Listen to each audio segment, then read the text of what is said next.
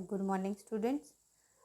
I hope आपको last class की जो वर्कशीट है एंड जो चैप्टर के क्वेश्चंस हमने किए थे वो अच्छे से समझ आ गए होंगे एंड आपने नोटबुक में नोट भी कर लिया होगा। So let's start our next topic.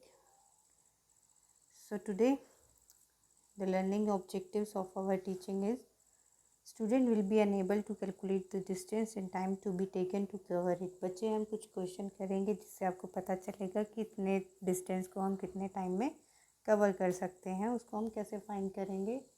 Next, student will be understand the concept of metre and kilometre. वैसे तो बच्चे हमने अपने पिछली कुछ क्लासेस में भी डिस्कस किया था मीटर एंड किलोमीटर के बारे में। इस चैप्टर में भी हम मीटर और किलोमीटर के बारे में पढ़ेंगे। Student will be unable to solve some application based question. बच्चे आप कुछ एप्लीकेशन बेस्ड क्वेश्चंस को कर पाएंगे। So let's start our day with a nice thought, क्योंकि अच्छे विचारों से ही अच्छे दिन की शुरुआत होती है। तो एक अच्छे से विचार के साथ आज की शुरुआत करते हैं क्लास की। So reading is dreaming with eyes wide open. तो बच्चे क्या होता है, हम जब पढ़ते लिखते हैं अच्छे से तभी हम अपने सपनों को पूरा कर पाते हैं। सिर्फ बंद आंखों से सपने देखकर हम कुछ नहीं कर सकते। अगर हम उसके लिए कोई एफर्ट्स नहीं करते हैं तो हमें अपने सपनों को पूरा करने के लिए खूब सारा मन लगा के पढ़ाई करनी है, अच्छी चीज़ें सीखनी है। So let's start our today's class. तो हमने पिछली क्लास में देखा था कि हमारे कुछ बच्चे हैं स्कूल के जो जा रहे थे एक ट्रिप पे, और ट्रिप है वो जा रही थी भोपाल। सो जो ट्रिप है it start the journey begins as the bus start moving. जैसे ही बस चलनी शुरू हुई तो बच्चे देख रहे हैं कि बाहर बहुत ही अच्छी अच्छी सुंदर।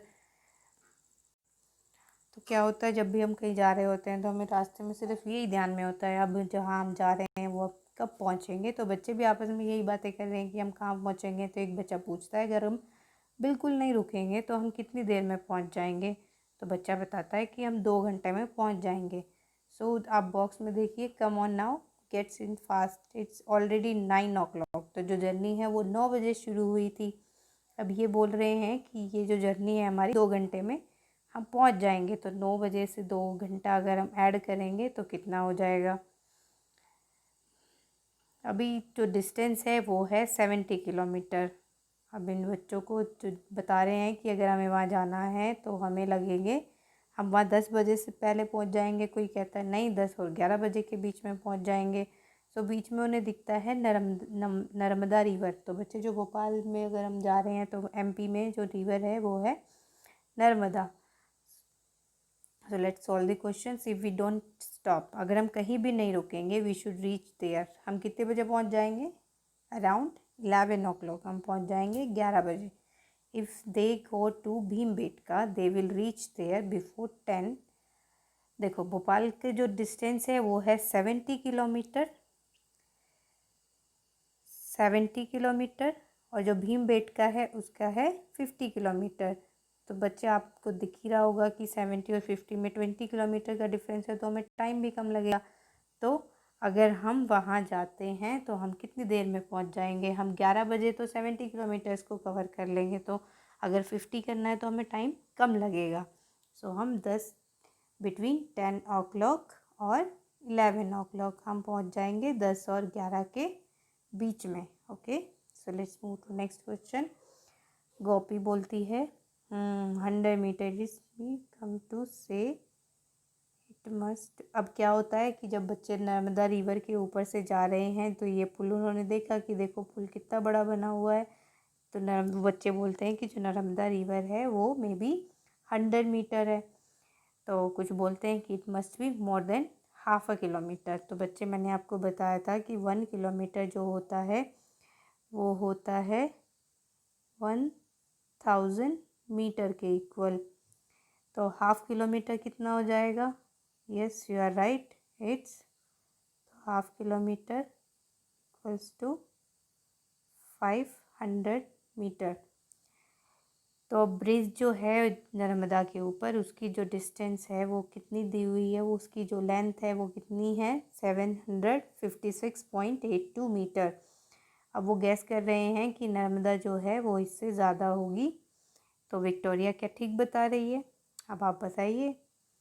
आपको जो आपने कभी इतना बड़ा या लंबा चौड़ा ब्रिज देखा है उसको कवर क्रॉस किया है। तो विक्टोरिया ने क्या बोला, देखो 1 किलोमीटर इक्वल्स टू कितना होता है, yes you are right 1000 metre, half metre equal half kilometre equals to 500 metre. तो जो ब्रिज है हमारा वो है 756.82 मीटर्स, जो कि more than half a kilometre है। यस, तो विक्टोरिया इज राइट कि जो ब्रिज है वो हाफ किलोमीटर से ज़्यादा है। What is the difference between the water level of the Narmada in the rainy season. तो बच्चे क्या होता है कि यहाँ पर देखिए जो नर्मदा रिवर है वो बिलो 40 मीटर रहती है नॉर्मल डेज में। जब रेनी सीजन होता है तो वो ब्रिज से 15 मीटर रहती है। तो आपको अब बताना है कि जो डिस्टेंस है वो रेनी सीजन में कितना होगा। तो देखो 40 माइनस 15, अगर हम 40 में से 15 निकाल देंगे तो रेनी सीजन का जो डिफरेंस है वो हमारा आ जाएगा। So move to next question. Suddenly the bus stop with the jerk.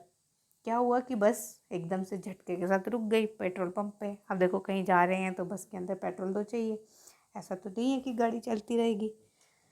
तो अभी जो ड्राइवर है वो बस को लगाते हैं डीजल के लिए पेट्रोल पंप पे। Each bus take 15 minutes to refill and there are 2 bus. अब हर एक जो बस है वो एक बस को भरने में लगती है 15 मिनट। तो 2 बसों को भरने में कितना लगेगा, yes you are right 15 into 2 it's 30 minutes.